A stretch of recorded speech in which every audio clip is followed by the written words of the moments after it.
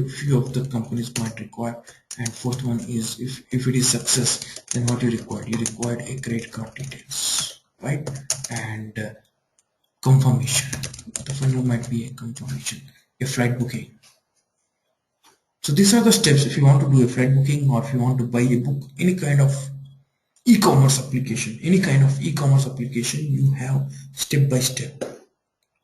Now in this case, I don't want this data, credit card details of a customer, I don't want to be stored in the database. I don't require.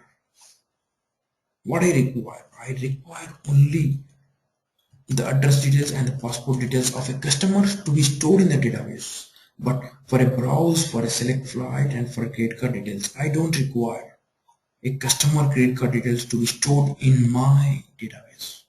Then I don't require. I'll be using only a session bin here. And initially I'll have a session bin for all. For all session bin I'll be using. Right? But once the credit card is confirmed, I'll be using session bin for all.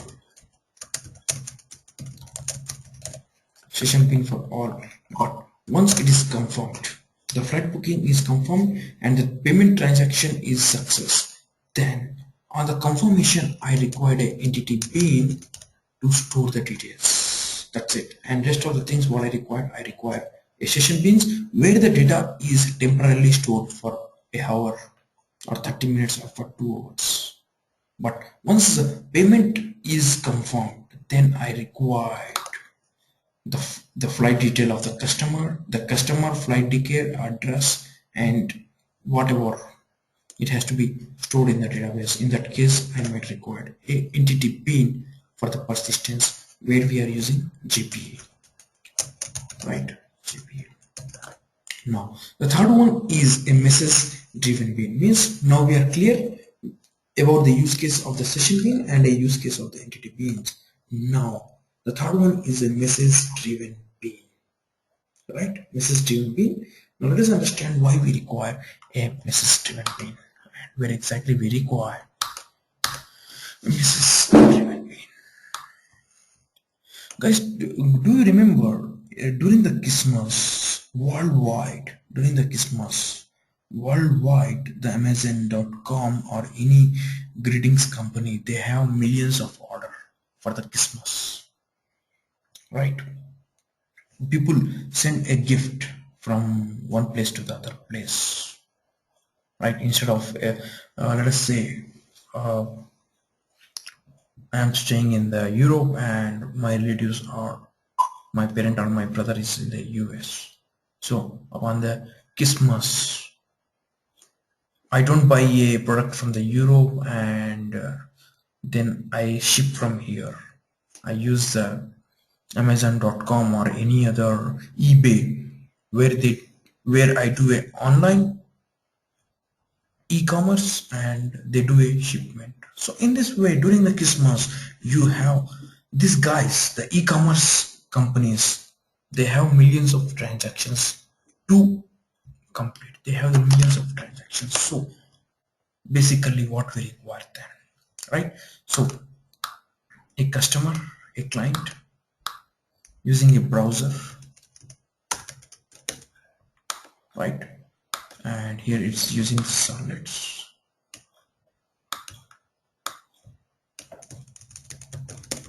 right? And third one is, here is your EJB, right?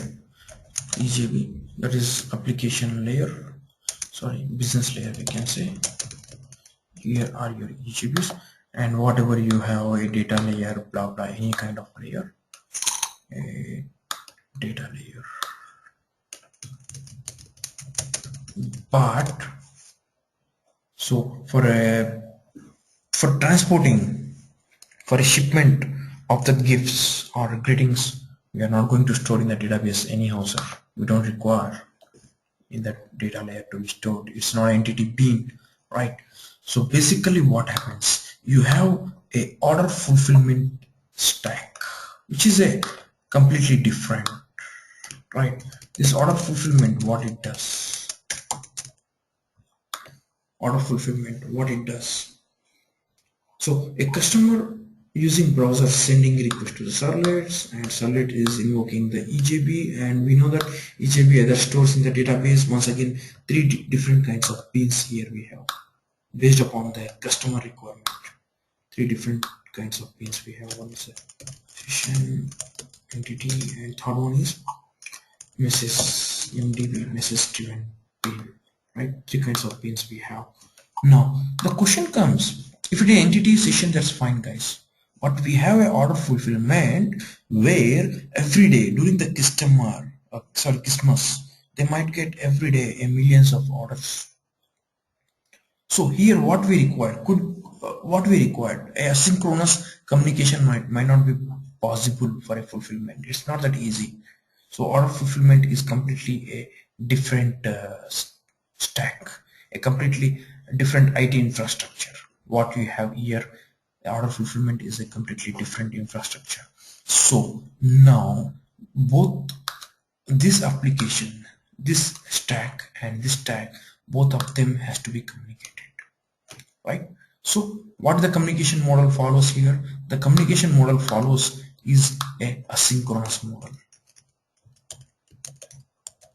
Asynchronous model using what? JMS. Asynchronous model using JMS means the customer will send to the servlet, which is asynchronous here, and from servlet to the EJB, once again it is a synchronous communication. But EJB is not going to fulfill your order. We might have a different order fulfillment stack, and the EJB would like to communicate with the order fulfillment stack or with any kind of backend which is not processing right now, which might take 3 or 4 days, not immediately. The transaction is not immediately, 3 to 4 days. Then the customer can't wait for 3 to 4 days. So here we have synchronous, but EJB what will do, using JMS, a message will be sent to the order fulfillment. So using MDB, message driven beans, a message will be sent to the order fulfillment. Means here MDB are the message producers, and here you have a message consumer. This is the one business use case. And second business use case, let me tell you the second business use case. If you go back to India, where companies like Infosys, Satyam, Wipro, they have employees around 30,000, 50,000, and 1 lakh employees. I'm right, 1 lakh employees, and right, and for every employee, every month of 30th, the salary is credited. How it's possible, right? Once again, what you require, is it possible for a synchronous communication? No. Understand the business scenario, guys. Once again, I'm repeating, the companies, the IT services provided companies in India or worldwide, they have employees about minimum 50,000 to 1 lakh employees. 50,000 to 1 lakh employees, and their payroll should be processed, or their salary should be credited to the respective banks, whether ICCI or SDFC or any bank. Each organization have a tie-up with one kind of bank, and their salaries has to be credited exactly on the 30th. Should not be deleted. One employee got on the 27, 29. No, everyone get on the same day. But the payroll team, which is sitting, they try to process on the 20th or on 21st. They process on 21st and 27th, but the salary is credited after 9 days. Means a asynchronous communication is being followed with the banker IT infrastructure. Asynchronous communication. Why? Because the payroll team with the organization, they have the deadline, maximum on the 22nd or 24th. They have the deadline. They have to generate the pay slips by 23rd, right? They will generate it. But the bankers, all the things are queued at the banking, and all of them are processed. For a bank, it might be one employer, but when you look at the banker, you might have the salary has to be created, might be in the 3 lakhs, or sometimes if it's a good bank like ICICI, it might be 1 million almost all 10 lakh transaction has to be processed in one day, then what you require is some kind of asynchronous model. Fine. So that's how it works. So here we have discussed the use cases for all three of them: session beans, entity, and message driven beans. For any questions? Query from one among you is how a order fulfillment is different from the EJB layer. Let me elaborate this. Let me take a new. Okay guys, let me come to in this way. You have bought a new phone, new subscription from Airtel or a Vodafone, and your services should be activated. I'm right. Your services should be activated.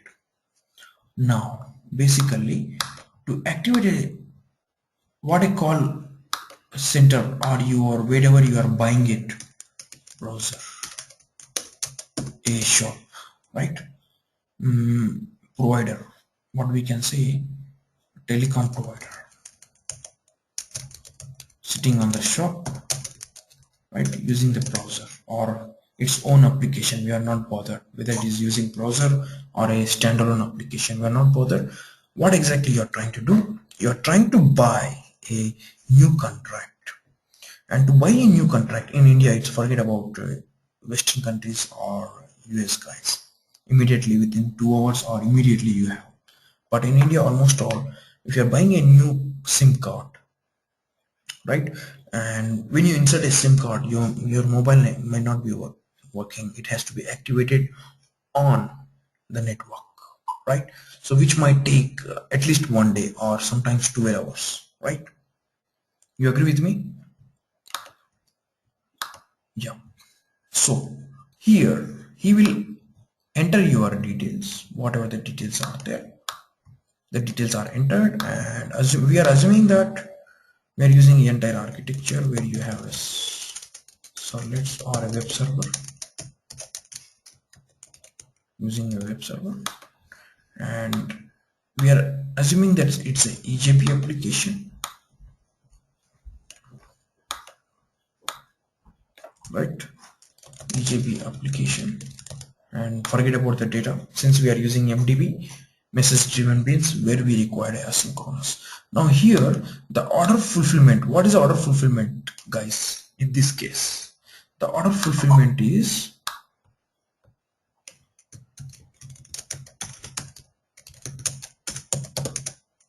activate SIM card.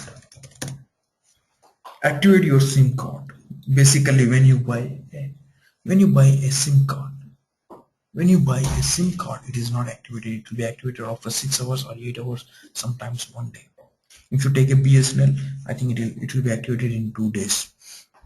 Fine, whatever it may be. So order fulfillment, activate a SIM card.